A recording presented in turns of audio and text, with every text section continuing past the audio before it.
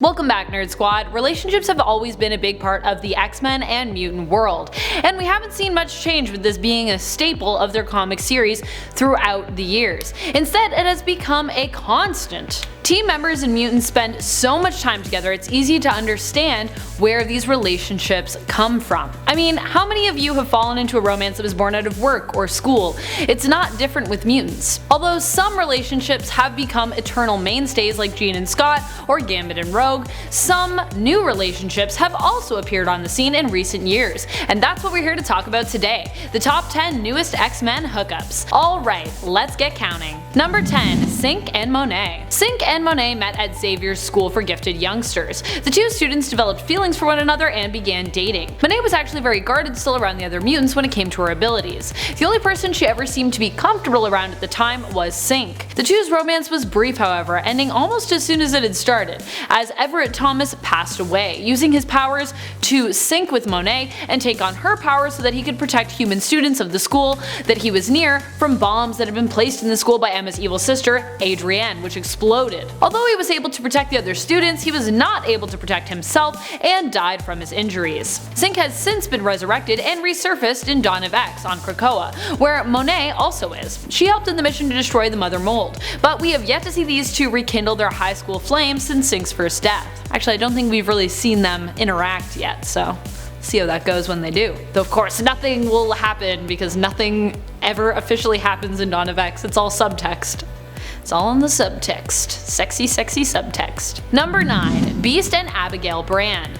While Abigail Brand might not be considered an X-Men, she is still a mutant, and Beast is certainly an X-Men. He's been around for a real long time with the X-Men. Abigail first confessed that she had feelings for Beast near the end of the Joss Whedon run on Astonishing X-Men, also revealing that she was a mutant as well. From there, these two would date, and Abigail has even let it slip that she would like to have children with big bouncing blue Beast. They'd have big bouncing, probably green babies.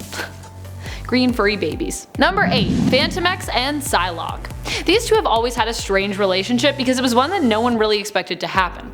A lot of people still enjoyed it though because PSYLOCKE and FANTOMEX are both really cool, badass characters, and they're both comic book hotties. And when people are both cool, we figured that's a good enough reason to ship them sometimes, so I think that's sort of where this relationship came from. After a bit of flirting in Volume 1 of Uncanny X-Men, it was later established that these two cared deeply for one another. PSYLOCKE even met FANTOMEX's mom, and later it was revealed that Weapon 13, which is kind of an AI mind that is also a part of FANTOMEX, was deeply in love with PSYLOCKE, so the three agreed to become one, in a romantic sense. Weapon 13, FANTOMEX, and PSYLOCKE. It's a triad thing. FANTOMEX is weird. He is both an AI living within him and a ship for a nervous system that are both part of him, but he's also as amazing as he is complex, so there you go. I'm sorry if I didn't explain FANTOMEX completely right. He is a very confusing dude. Still love him though, still excited for that giant size.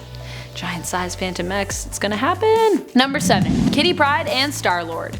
These two first met and worked alongside each other in Guardians of the Galaxy Volume 3, where both the Guardians and the X-Men worked together to get a young Jean Grey back from the Shi'ar.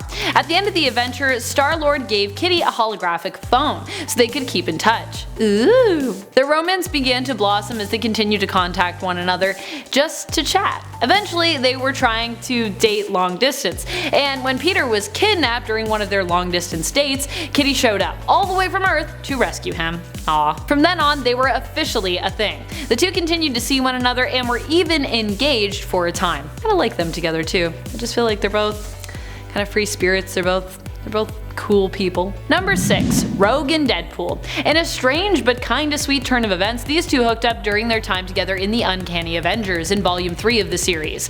The two hook up after dealing with Red Skull. It seems that both members of the team had actually had a thing for one another. Wade confesses that although he's always liked Rogue, he hasn't spoken up because he wanted to protect her, but she pushes the issue, telling him that she doesn't need protection.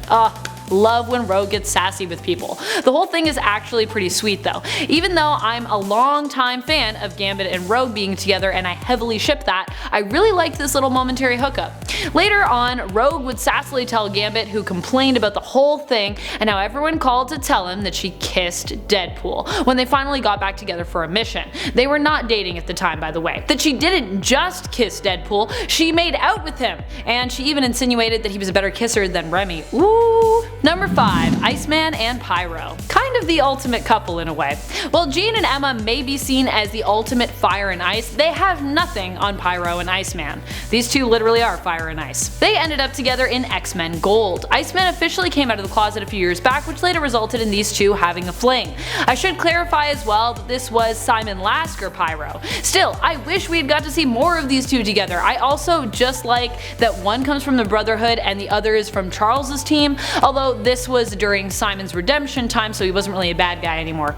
Originally, actually, Bobby was the one who was skeptical about letting him join the Xavier Institute, but I guess he had a change of heart because they hooked up. Number 4. All the mutants? Okay, so hear me out. With Dawn of X being what it is and the nation of Krakoa emerging out of it, and with all of mutant kind coming together and so much vagueness surrounding who is with who right now, there seems to be a lot of evidence pointing towards the idea that Krakoa is just all about free love. No one has been explicitly tied to anyone, and yet all history is acknowledged, and so in a way it seems like almost everyone is tied to everyone.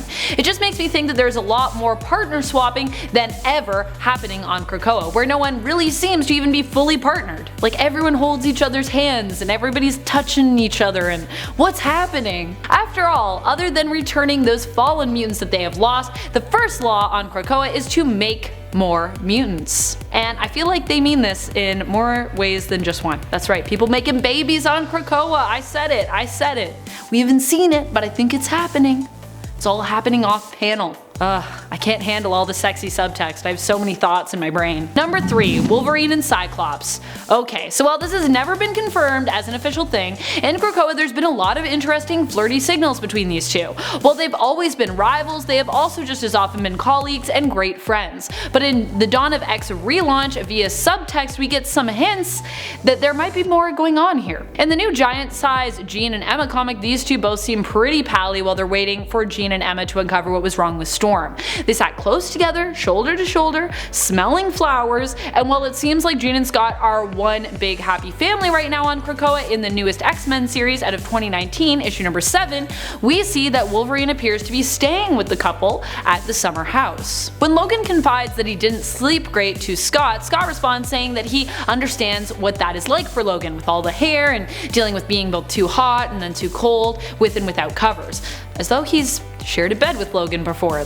This is like a weird thing to know about someone. Then they talk about Logan potentially joining him and Jean and the kids on a vacation. While Logan seems excited at the prospect of Jean in a bikini, he also seems somewhat interested at the idea of Scott in a Speedo. Well, there's always been some weird love triangle involving these two and Jean. In Dawn of X, it seems ever more prominent. So I think they might be together in some kind of strange triad.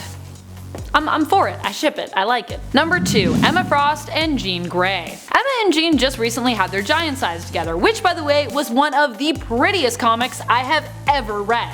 I know it's early, but there is already talk of it being considered one of the most beautiful comic issues out of this year. Shout out to Russell Dodderman for this amazing art, by the way. So alongside this comic being gorgeous, the story was also compelling, and in it we got hints of just where these two ladies might be at in their relationship.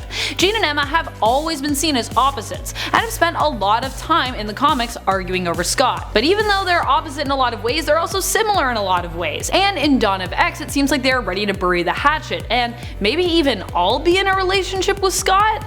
Jean and Emma have some really intimate touches in their giant size, and have had some playful banter surrounding a compliment that Jean gives to Emma on her shoes. All in all, nothing is explicitly said here, but like with Logan and Scott, there is a lot of subtext between these two ladies. And I just feel like maybe there's something happening with them and Scott too?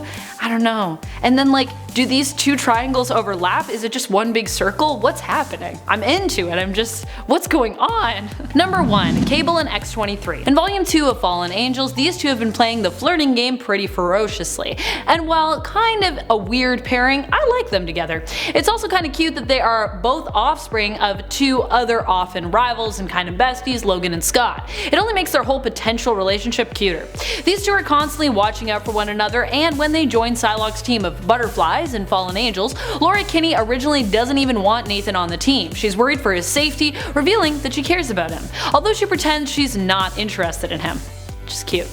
I'd be interested to see the going-ons between these two off-panel, because there's definitely some chemistry there. Thank you so much for watching, Nerd Squad. I hope you learned lots about all of the new freaky and amazing relationships that are going on with the X-Men and mutants. I love freaky relationships in comics, be they new or old. What are some of your favorite mutant hookups of all time? What new mutant relationship are you obsessed with? Who do you want to see end up together in the new Dawn of X relaunch? Do you think that everybody's kind of ending up together? Let me know your thoughts. Let us know in the comments below what you are thinking. And while you're on your way down there, be sure to like, subscribe, and ring our bell so you can stay in the know for all things comics at Top 10 Nerd. I love it when you ring that bell, by the way, so please do it. This has been Top 10 Nerd, and I'm your host Amanda McKnight. Till next time, you stay nerdy, YouTube.